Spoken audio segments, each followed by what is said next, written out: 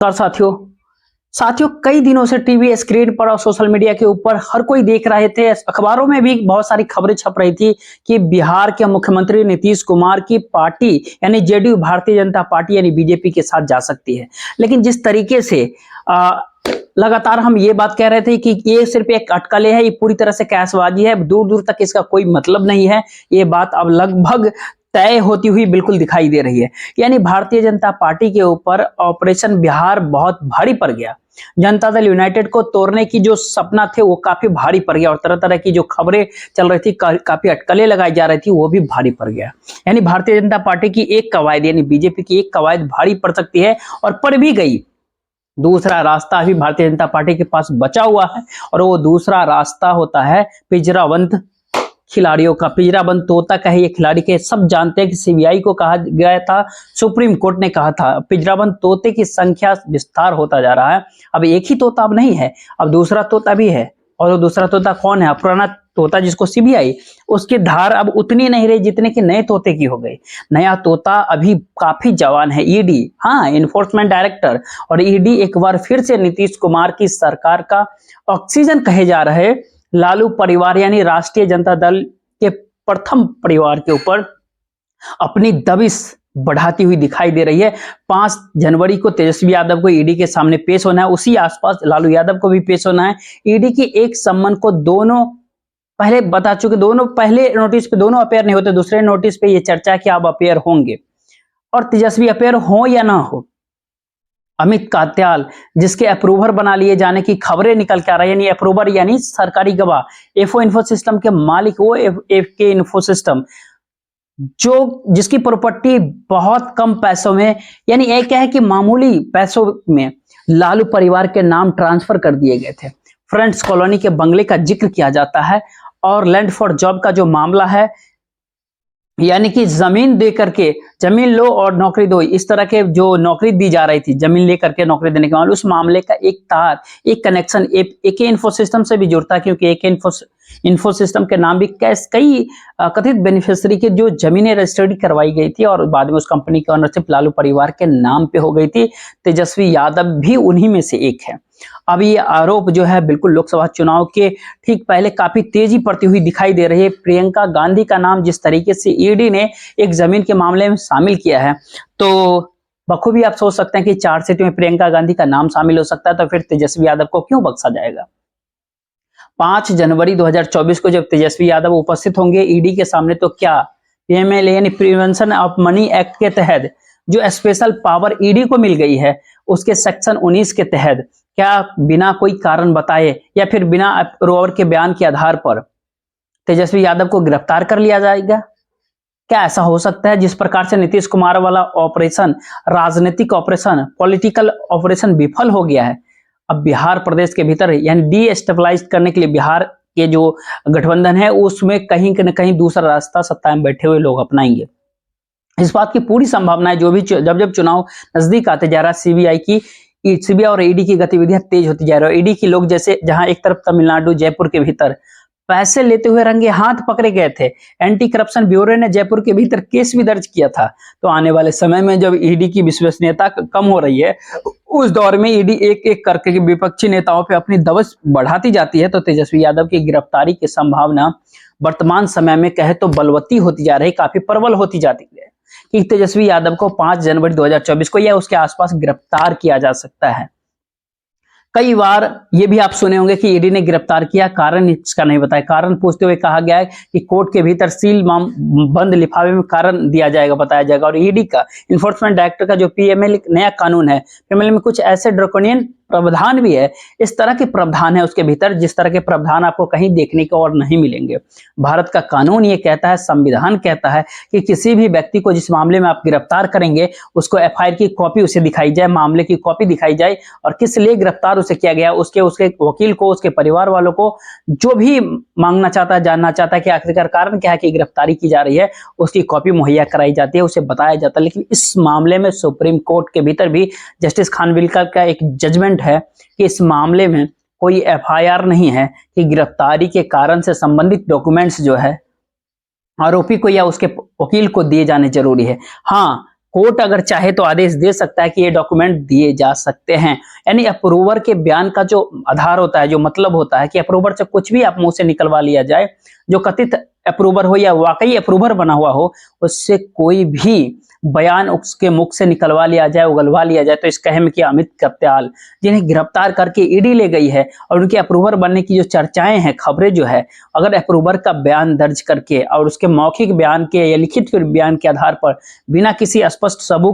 सबूत के बिना तेजस्वी यादव और मनीष सिसोदिया की तरह अगर गिरफ्तार कर लिया जाएगा तो कोई आश्चर्य किसी को नहीं होगा, क्योंकि लालू यादव के मामले में ये कह सकते हैं कि लालू यादव की उम्र है, स्वास्थ्य है, किडनी ट्रांसप्लांट हुआ है, तो शायद गिरफ्तारी करने से ईडी इससे बचे, क्योंकि उनकी गिरफ्तारी के ऊपर सत्येंद्र जैन की तरह मानवीय हालात को देखते हुए न्यायालय उन्हें जमानत दे सकती है। लिहाजा लालू यादव की गिरफ्तारी हो सकती है कि न हो, या उनकी भी की जा सकती है, कुछ नहीं इस पे कहा जा सकता, लेकिन तेजस्वी यादव के ऊपर दबिश बढ़ने वाली है। कारण इसका एक ही है, राजनीतिक कारण है, क्योंकि अगर भ्रष्टाचार के खिलाफ कार्रवाई मुद्दा अगर होती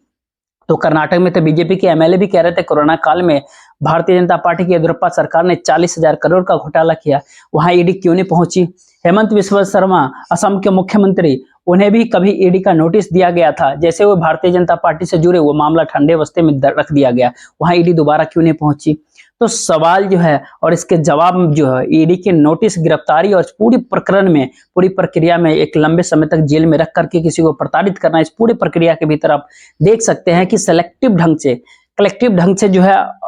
ऑपोजिशन के नेताओं के खिलाफ कैसे कार्रवाई की जाती है। विपक्ष के नेताओं को जमानत भी आसानी से नहीं मिलती है। मनीष सिसोदिया और संजय सिंह के मामले में आप झांक के देख सकते हैं। मनीष सिसोदिया के मामले में सुप्रीम कोर्ट ने, खुद सुप्रीम कोर्ट के जज ने भी कहा कि ये मामला जो है ट्रायल पर आएगा तो 2 मिनट भी नहीं टिक पाएगा, कोई मनी ट्रेल प्रूफ नहीं किया गया, लेकिन इसके बावजूद भी जमानत की अर्जी खारिज हो गई, दोबारा भी खारिज हो गई।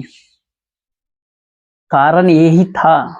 कि अप्रूवर का बयान, जो शराब व्यवसायी थे, जो उस धंधे से जुड़े हुए थे, जो उस धंधे में लिप्त थे, जिन्हें सीबीआई ने गिरफ्तार किया, उन लोगों में से 2 लोग अप्रूवर बन गया। जब 2 लोग सरकारी गवाह बने, अप्रूवर बने, तो उनका बयान ही सब कुछ हो गया। उनके मौखिक बयान के आधार पर ही पिछले 10 महीनों से, करीब 10 महीनों से मनीष सिसोदिया, दिल्ली के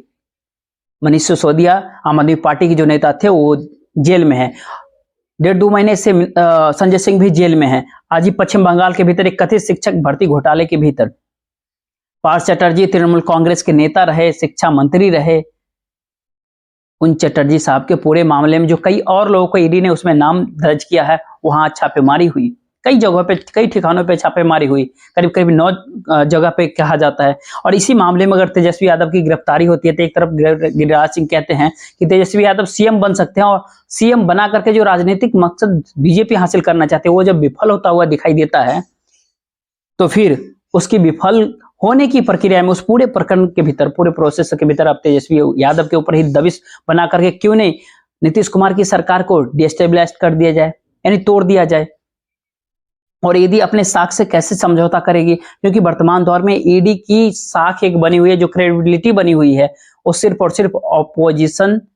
टॉर्चर एजेंसी के तौर पे बनी हुई है, यानी विपक्ष के टॉर्चर करने के ऊपर जो अपनी ईडी अपनी साख को वर्तमान दौर में बहुत भला इस पे बट्टा कैसे लगाएगी, ये सवाल भी ईडी के सामने, ईडी की आंखों के सामने सवाल है, क्योंकि ईडी के साख के परिभाषा अभी नैतिक मूल्यों के साथ साथ वो भी बदल गई है। तो इस दौर में आगे देखिए कि लैंड फॉर जॉब मामले के भीतर किस रूप में सामने आता है।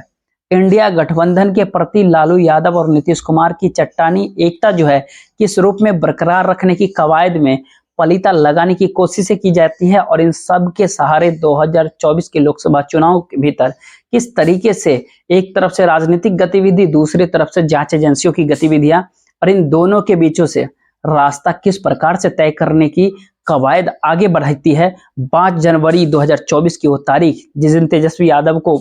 पेश होना है, उतनी कितनी महत्वपूर्ण होगा उस तेजस्वी यादव के लिए, जो लैंड फॉर जॉब के मामले में सीधे अभियुक्त नहीं है, बेनिफिशियरी हो सकते हैं। अगर वो मामला सही है तब की बात है कि वो बेनिफिशियरी हो सकते हैं। ईडी ने अगर साबित कर दिया कि सच में जमीन रजिस्ट्री करवा करके उसके बदले में नौकरियां दी गई थी, तो मामले के सीधे अभियुक्त तो रेल मंत्री लालू प्रसाद यादव होते हैं। लेकिन चूंकि ईडी के कुछ प्रावधान ऐसे हैं जो कि ये कहते हैं कि उसके भीतर जो बेनिफिशियरी हुआ, जो लाभार्थी रहा, जैसे एक इन्फो सिस्टम के मालिकाना हक के ट्रांसफर का मामला हो, कुछ जमीनों का मामला हो, जिन जिन लोगों के ऊपर उनकी गाज गिरेगी, उन सारे लोगों को कानूनी प्रक्रिया के तहत कहीं न कहीं उनके ऊपर आना होगा और कानूनी प्रक्रिया के तहत पहुंचने के बाद क्या उस मामले में सजा होगी या फिर क्या उस मामले में कुछ और होगा, ये सारी जुडिशरी तय करेगी। लेकिन जुडिशरी जब ये तय करेगी, किसी को निर्दोष या दोषी जब वो करार देती है, तो उसके पहले बहुत सी जांच पड़ताल की जाती है। बहुत सारी चीज सजा से भी ज्यादा कहे तो तंग करने वाली प्रावधान और उस तरह के उपाय व्यक्ति को प्रताड़ित कर रहे होते हैं। मनीष सिसोदिया और संजय सिंह के केस को अगर देखें, संजय राउत को देखिए, तो इस सारी चीजें खुल करके सामने आ जाती हैं। फिलहाल देखते रहिए बिहार में नीतीश कुमार की पार्टी को लेकर के जिस तरह के ऑपरेशन की खबरें थी, जिस तरह से खबरें चल रही थी, अटकलें लगाई जा रही थी, क्यास लगाए जा रहे थे, तमाम पत्रकार, तमाम print media, electronic media, TV screen पे जो खबरें चल रहे थे, ये सब कोई अब इस पे क्या देखेंगे। क्या सवाल यह है, क्या भारतीय जनता पार्टी अपनी इन हरकतों से क्या बिहार की सरकार को शांतिपूर्ण तरीके से चलने देगी? ये सारे सवाल के सहारे ही 5 जनवरी 2024 की तारीख या उसके तत्काल बाद के जो 4-5 दिन होंगे, ये कह सकते हैं कि लोकसभा की आचार संहिता लगने से ठीक पहले उसके राजनीति को नए तरीके से प्रभावित करने की कवायद, क्या 40 लोकसभा की सीटों जो बिहार के अंदर है, क्या इसलिए तेजस्वी यादव बहुत बड़े मोहरे सत्ता पक्ष के इशारे पे चलने वाली ईडी के लिए साबित हो सकते हैं? फिलहाल के लिए देखते रहिए। जय हिंद, जय भारत।